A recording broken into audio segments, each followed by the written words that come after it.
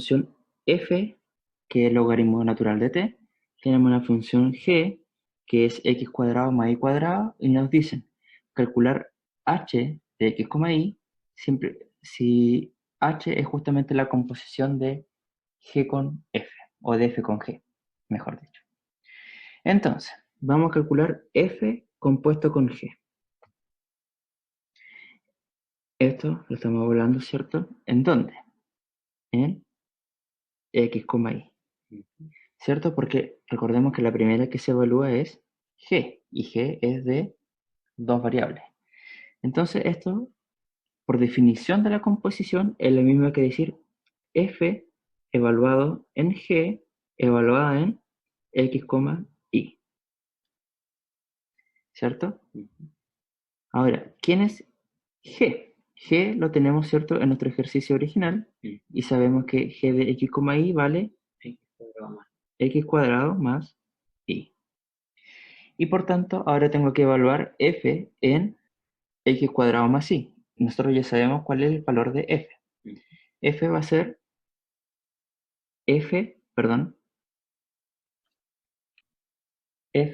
de x cuadrado más y va a ser logaritmo natural de x cuadrado más y. Por tanto, la composición f compuesto con g evaluado en x, y va a ser logaritmo natural de x cuadrado más y. Ya será nuestra composición, ¿cierto? Este es nuestro, que nosotros también lo llamamos, según el ejercicio, h de x, y. ¿Cierto? Eso es lo que nos dice acá el ejercicio en esta parte. Entonces, recordemos que el dominio de la composición estaba dada por esta expresión, ¿cierto? Entonces, en primer lugar, nosotros necesitaríamos saber quién es el dominio de la g. ¿Cuál es el dominio de la g? El dominio de g, en este caso, va a ser, como g es un polinomio de dos variables, el dominio va a ser todo R2, efectivamente. Y por tanto ahora el dominio de la composición f compuesta con g van a ser todos los x, y pertenecientes a R2, tal que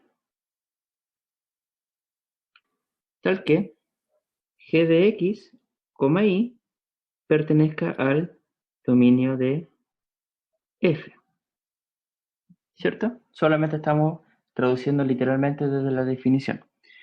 Ahora, ¿cuál es el dominio de f? Podríamos haberlo calculado anteriormente. El dominio de f es el dominio de esta función logarítmica. Cuando la función logaritmo está bien definida. Es para todos los reales positivos sin incluir el cero. Vamos acá a ser enfático, sin incluir el cero, ¿cierto? Lo podemos escribir.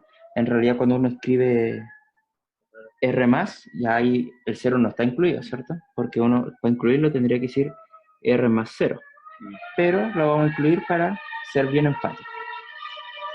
Por lo tanto, para terminar, podríamos decir que el dominio de la composición van a ser los x, y pertenecientes a R2, tal que, ¿quién era g? G era x cuadrado más y pertenezca al intervalo 0, más infinito. Y ese va a ser el dominio de nuestra composición.